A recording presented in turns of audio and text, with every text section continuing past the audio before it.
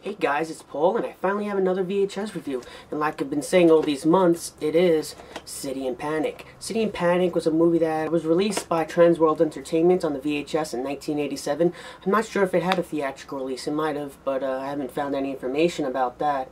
Transworld Entertainment released little obscurities and more mainstream movies. They're kind of like Vestron in that sense, although they just didn't have as many titles to their list. The artwork for City in Panic is not unusual. You got this psycho stalker guy over some buildings. He kind of looks like Michael Jackson here, with that fedora type hat and scarf over his face and big sunglasses. And then on the bottom we have the detectives trying to figure out the case, which is pretty much what the movie's about, because it's kind of like two plots going on at the same time in this movie. And I wouldn't even call one a subplot, because they both have prominence in the movie. They're both pretty strong plots. City in Panic deals with a theme. A controversial theme that was in the 80s, and that was AIDS. And back then, it was a common thought that most people who had AIDS were men, gay men anyway. And it touches on that topic, and I've read reviews on IMDb and such, and people frown upon this movie because of that.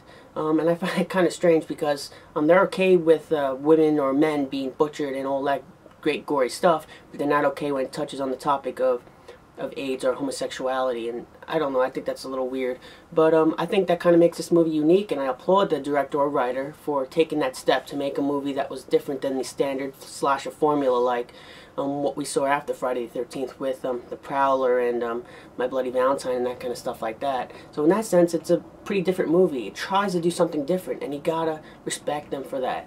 It might not be a good movie, but they tried their best. They were creative. They didn't just try to, you know, go along with the standard formula. In that sense, it does change the plot a lot. Well, not the plot, but a lot of the elements in the movie, because most of the victims in this movie are men. And some of them are half-naked men. So for heterosexual people like myself, men, it's not very appealing to watch it, but at least the filmmakers took that step. And it was a risky step, because the audience of these kind of slasher movies are men, and come on, we don't want to see other guys get naked and stripping in this movie, which you do see in this movie.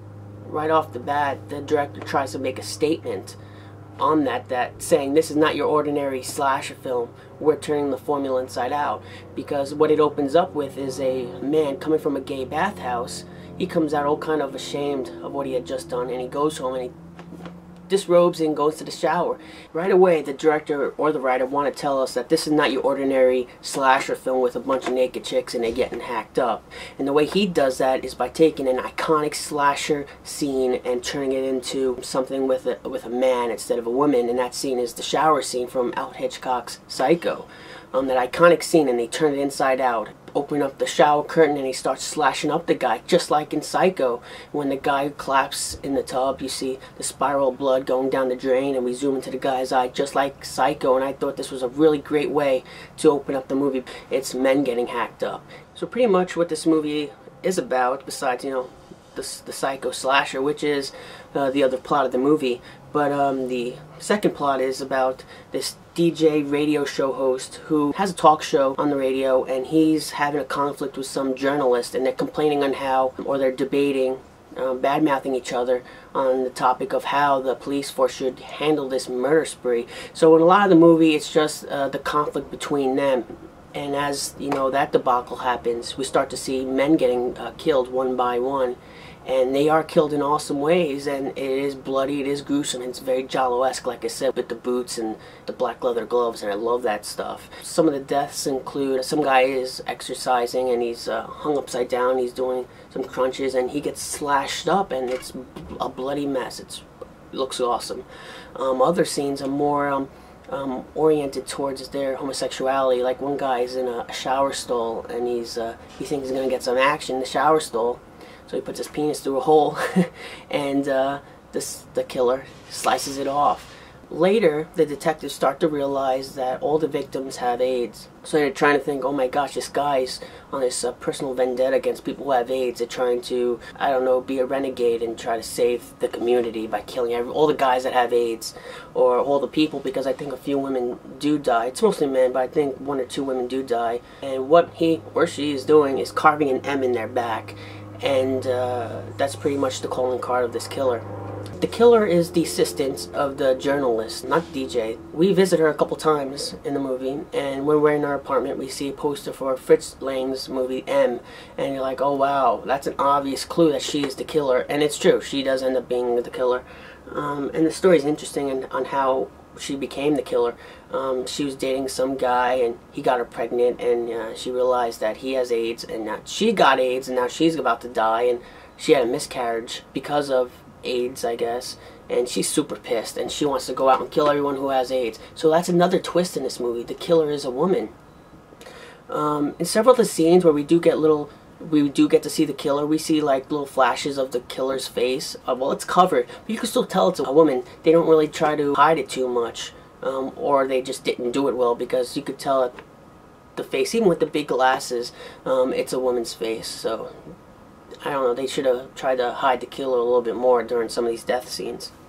Before we do find out it's the girl, she kills Ramsey, who is the newspaper writer, and she meets up with the DJ to talk about it, because I think they used to date or something, and that's when he realizes that she is the killer, and he tries to escape her, and he hits her in the head with a club. And that's pretty much the end of the movie. It kind of just ends on that note. Throughout the movie, we get a little bit of narration. It's kind of like you hear the DJ talking on the radio about issues and stuff like that. So it's kind of also plays as kind of narration at the end. It's pretty much saying we shouldn't take revenge on our own against these homosexuals, but we must find another way to handle the situation. So yeah, that's City in Panic. It's a very interesting movie. Some of the shots are really interesting. They're POV shots. Once in a while you'll see them. They're kind of awkward and out of place, but once again, you have to commend the filmmaker for trying to do something different. It's edited fairly well. The computer-generated titles are kind of cheaply done. You could tell that they were probably done in post-production on a VHS character generator. So that's kind of cheesy. But for the most part, it's a decent movie. It's got some great slasher elements or scenes in them. It's just that they include men, and maybe that's why this is not a popular movie. But I'm telling you, there's some great scenes in this movie. It's not even that rare a movie. When I checked a couple months ago how much this was going for on Amazon, it was going for like a couple bucks, $2 or $3. Why? This is a great movie. So pick up City in Panic. Look out for more reviews, because I was going through my collection. I've got a lot of great stuff that I could do reviews on. I got a lot of catching up to do because I haven't done reviews in such a long time. I hope I get some of you subscribers back, and if you're new to me and you're just watching this, please subscribe. That would help me out, because I did go from 700 or so subscribers down to 25 or 30, so it really makes me feel better when I know people are watching these reviews I do, because they do take me some time to do when I edit them. So this has been Paul, and look out for my future reviews, and see you later.